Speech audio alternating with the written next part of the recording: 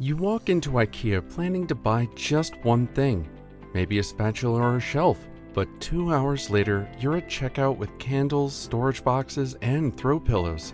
To avoid this, we'll uncover 10 IKEA store tricks designed to empty your wallet. Before you say it's their wide product range, know this: it's not, nor is it random. The reality is that IKEA is one of the most strategically designed retail environments in the world. It doesn't rely on aggressive salespeople or loud promotions. Instead, it uses environmental psychology or subtle design choices that influence how you move, think, and decide. Even other retail stores are implementing that design or use IKEA as an example of how to make people spend more money. And once you understand the system, you start seeing it everywhere. The first major strategy is the guided pathway layout. So when you enter IKEA, you don't walk into a simple open space where you can quickly head to the section you need. Instead, the store leads you through a long planned path that passes almost every department. In other words, you don't fully choose where to go, but the layout chooses for you.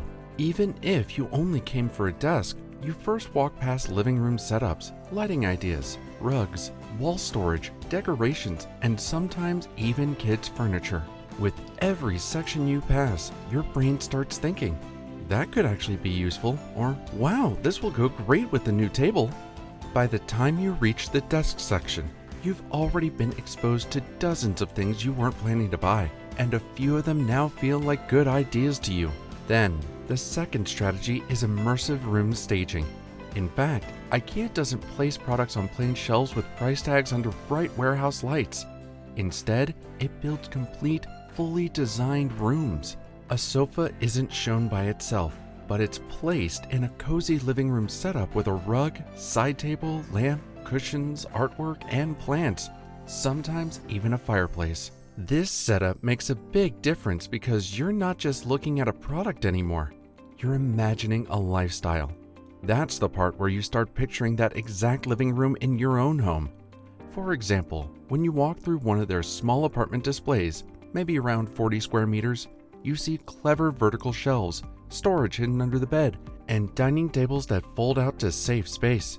Suddenly, you're not casually browsing, you're thinking, this would solve my storage problem, or this is exactly what my place needs. Instead of simply buying furniture, you begin buying solutions that IKEA forced on you, and sometimes problems you didn't even realize you had before suddenly start to emerge. The third strategy is price anchoring. When you first visit IKEA, you saw a lot of very cheap items, like candles for €1, storage boxes for just a few euros, or kitchen tools that cost less than you expected. These low prices quietly set a standard in your mind. You start thinking, okay, this store is affordable. Later, when you see a bookshelf for €300, your brain doesn't judge that price on its own. It compares it to the cheaper items you saw earlier. Because you already accepted the idea that IKEA's low cost, the €300 bookshelf feels more reasonable than it might in another store. Just to be clear, nothing about the bookshelf changed, but your perception of the price did. The fourth strategy is container psychology. Those large blue bags at IKEA are not just there for convenience, they're part of the experience. Studies show that when shoppers use bigger carts or bags, they almost always buy more. The reason is simple. Size changes perception. When the container is large and mostly empty, it doesn't feel complete yet. The key point is, the physical space makes extra buying feel normal. If you were carrying a small basket that was already full, you'd probably stop. Over time, those small additions add up, and you end up spending far more than you originally planned. The fifth strategy is the marketplace impulse zone. After walking through all the staged showrooms, you enter a large open shelving area filled with small cheap items. This section is placed here on purpose, right after you've spent a long time walking and making decisions. However, at this point, decision fatigue starts to set in. You've already chosen tables, rugs, and maybe lighting, and your brain's self-control begins to weaken. In fact, behavioral research shows that when people are mentally tired from making choices, they're more likely to act impulsively. By the time you reach the checkout, your total is 3 times bigger than planned.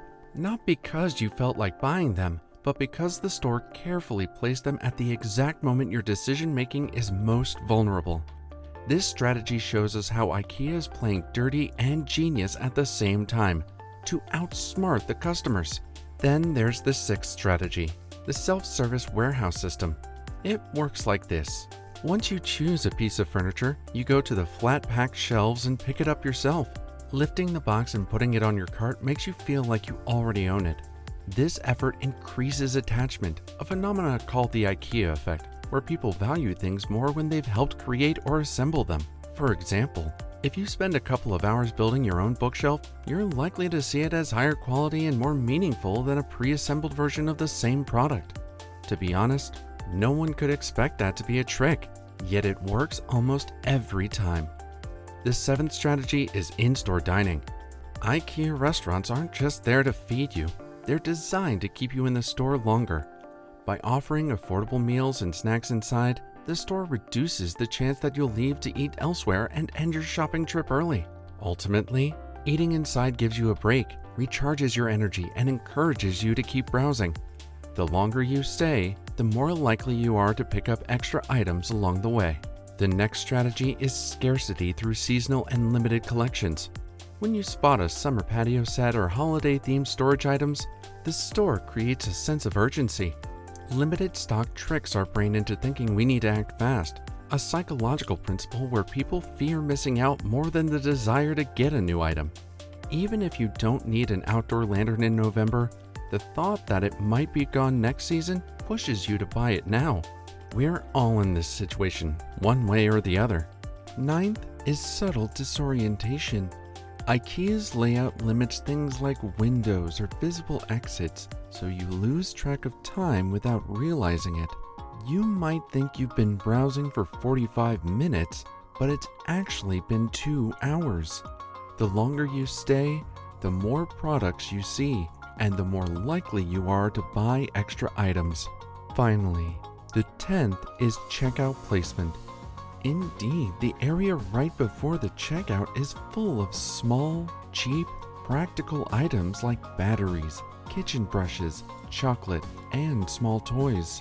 By this point, your brain is tired from all of the decisions you've made, so adding a cheap item feels easy and automatic. Individually, these items seem small, but across millions of shoppers, they bring in a huge amount of extra revenue. And don't even get me started on the rising price of IKEA meatballs. When you add up all of these little costs, it can balloon into a massive profit margin that most people don't even recognize. Now that we've taken a look at some of their practices, we can avoid making expensive mistakes the next time we shop there.